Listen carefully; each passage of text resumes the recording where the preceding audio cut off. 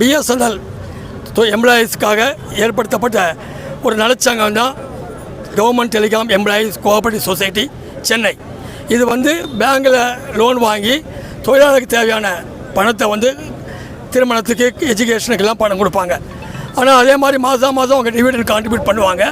இது return ஆனோட member கிடையாது. Return ஆனோட பணம் திருப்பி கொடுத்துருவாங்க. இவங்க வாங்கி லோனையும் கொடுத்துருவாங்க. இது 2018க்கு பிறகு யாருக்கும் கொடுக்கப்படவில்லை. கிட்டத்தட்ட 4000 பேர் ரிட்டையர்ட் ஆகிட்டாங்க. 2018 அக்டோபரிலிருந்து இன்று வரை 4000 பேர் ரிட்டையர்ட் ஆகிட்டாங்க. அவங்க கொடுக்க வேண்டிய பணம் கொடுக்கப்படவில்லை. ஏன் கொடுக்கப்படவில்லை என்றால், சொசைட்டியில் இருக்கக்கூடிய பேங்கில் எம்ப்ளாயீஸ் வாங்கிய லோன் பணத்தில் நிறைய நிலம் வாங்கி போட்டாங்க. இது எம்ப்ளாயீஸுடைய வெல்ஃபேருக்கு பணம் கொடுக்க வேண்டிய சொசைட்டி நிலத்தை வாங்கி விட்டது. உறுப்பினர்களுக்கு நிலம் தரும், வீடு கட்டி தரோன்னு சொல்லி பேங்கில் பணம் வாங்கி நிலத்தில் முடக்கிட்டாங்க.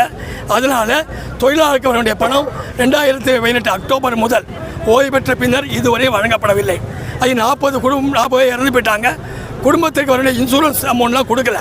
இந்த தொகையுடைய மொத்த மதிப்பு இன்றைக்கி 110 கோடி. சொசைட்டியில் நிறைய லேண்ட் இருக்குது. அந்த லேண்டுடைய வேல்யூ அதிகமாக இருக்குது. இதை போய் சொசைட்டி ஏன்னா சொசைட்டியில் எலெக்டட் ரெப்ரசன்டேட்டிவ்ஸ் இருப்பாங்க, டைரக்டர்ஸ் இருப்பாங்க.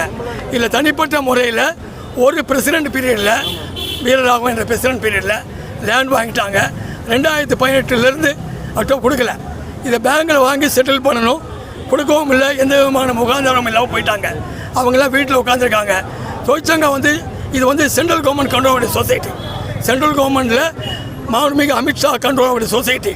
டெல்லிக்கு லெட்டர் ஆகினா எந்த விதமான பதிலும் கிடையாது. சொசைட்டியோட டைரக்டர்ஸ்லாம் ரிட்டையர்ட் ஆகிடுச்சு, பிரசிடென்ட் ரிட்டையர்ட் ஆகிடுச்சு. சொசைட்டியில் 10 எம்ப்ளாயி இருக்காங்க. எந்த விதமான தாக்கீதும் இல்லை. எப்போ பணம் கிடைக்கும் தெரியல. ஸோ இதை மாதிரி 4000 குடும்பங்கள் ஓய்வூதியர்கள் BSNL கஷ்டப்பட்டுட்டு இருக்கோம். இது தெருக்கு வந்தால் தான் எங்களுக்கு மீடியாவுக்கு வந்தால் தான் விமோசனம் கிடைக்குன்னு சொல்லி தான் அமைச்சர்கள்லாம் போய் பார்த்தோம், லெட்டர் எழுதினாங்க. ஒரு தனி அதை நியமித்தா தான் என்ன ஏதோ எங்களுடைய குற்றச்சாட்டுகளை சொல்ல முடியும். எங்களுடைய ப்ராப்ளத்தை கேட்கறதுக்கு ஆள் இருக்கும். இப்போ யாருமே இல்லை. கொள்ளையடிச்சு போயிட்டான். மக்கள் வேண்டிய பணம் 110 கோடி ரூபா வரல. மினிமம் 50,000லேருந்து 8 லட்சம் பணம் வரணும். இதற்கு பப்ளிக் மீடியாவில் தான் மத்திய அரசு கேட்க வேண்டிய இடத்திலே நாங்கள் தெருவுக்கு வந்திருக்கிறோம். இந்த போராட்டம் தொடரும், வெற்றி பெற்று தொடரும். இன்னைக்கு 600 பேர் இருப்பாங்க. இது தமிழ் மாநிலம் தச்சனை பேசி நான் கன்வீனர் சுந்தரகிருஷ்ணன்.